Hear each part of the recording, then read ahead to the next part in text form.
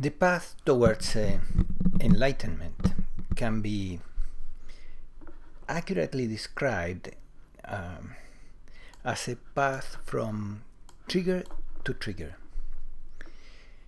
What this means is that a situation comes, or an interaction with a person, and you feel emotionally triggered. And then at that moment you have two options. One option is to project blame into the situation or the other person. And that option leads obviously to no growth. And the result of that is that the trigger will happen again. There will be a similar psychological situation where you will have another opportunity to do not project.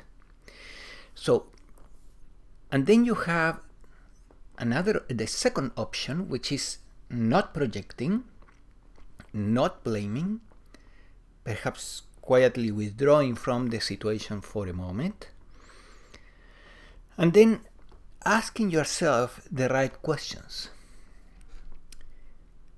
If you have awakened, you know that the emotional response that you experienced is not your response. It's not your reaction. It is the reaction that happens as a result of the programs that are running the mind-body organism. But it's not your reaction.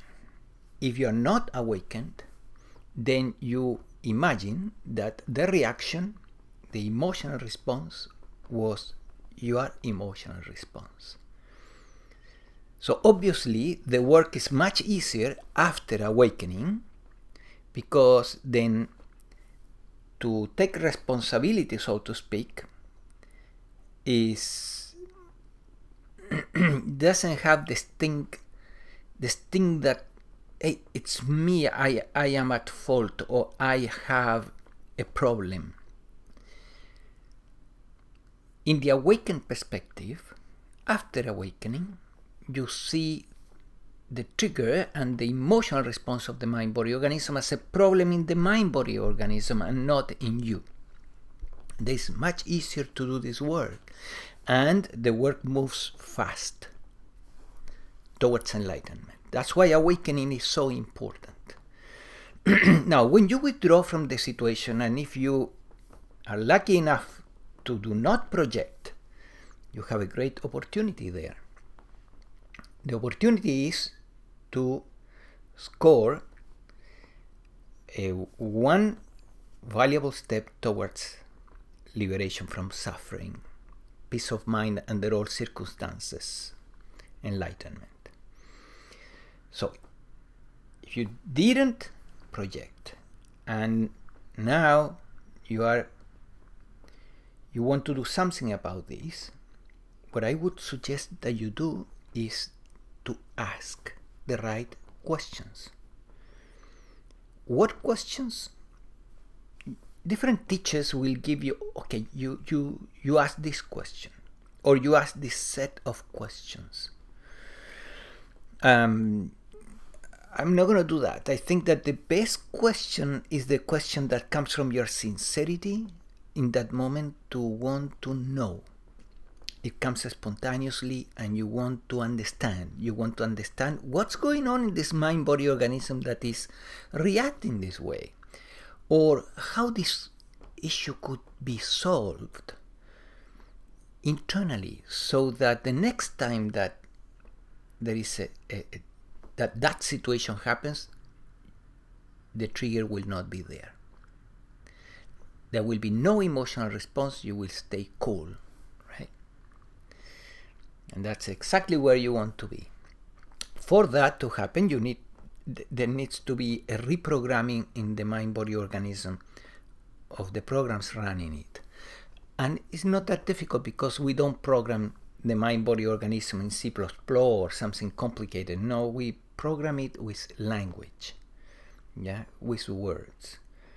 So by introspecting and looking and asking the right questions, you increase your understanding of why this response happens and how it could be solved, and what is the missing thought.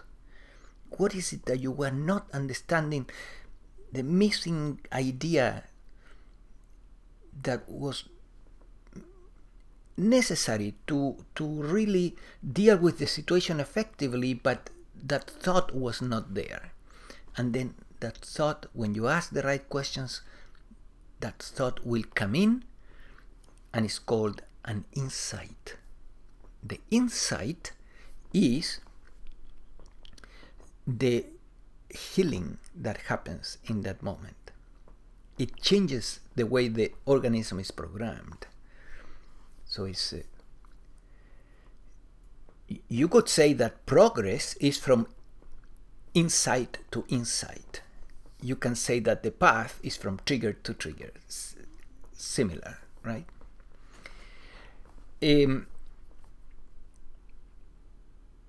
Now this speaks volumes about the importance and the value of awakening, because when you, through the awakening, you realize that all these emotional responses, these triggers, are not you. They are not yours, your responses. That this is entirely something that pertains to the mind-body organism. That you are the witnessing, the perceiving of the emotion, the perceiving of the situation, the perceiving of the reaction, and you're complete. You're never touched by the limitations of the mind-body organism. It's an amazing discovery, and you can understand it intellectually, but this needs to be realized. And when it is realized that you are awareness, then the awakening has really happened. And the path after awakening, which is in that second phase, is called embodiment, right? In the first part is called self-development, a painful process. In the second part is called embodiment of the awakening into the mind-body organism. And the embodiment is 10 times easier than self-development, of course. So awakening is extraordinarily valuable to progress now in a painless way.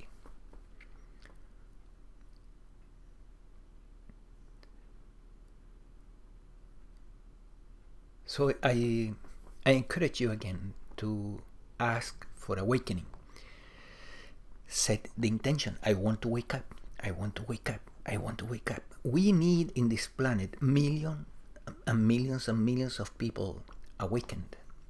Otherwise this planet is not going to survive, because in the ego agenda, the ego agenda is what is here for me. That's the ego agenda. So you have 7 billion people trying to get their share. What is here for me? What is here for me? And we're destroying everything. That's not a problem with being 7 billion people. It's our attitude. We could be 9 billion people, or 10, or even more. But if we have a different attitude, not what is here for me, but how can I contribute to the well-being of everybody and everything and every animal and every plant, that comes with awakening. So we need billions of people to wake up. That's why I have designed the awakening protocol, which is a 3-hour session to trigger the awakening. It's about 90% effective. So I recommend that you consider checking the link that is below this YouTube, and if you're interested in experiencing the awakening protocol, give me a call, or write to me at Gian@brainoptimization.com. Gian spells Gian at brainoptimization.com. So good luck. From trigger to trigger, but hopefully painless, right? Take care.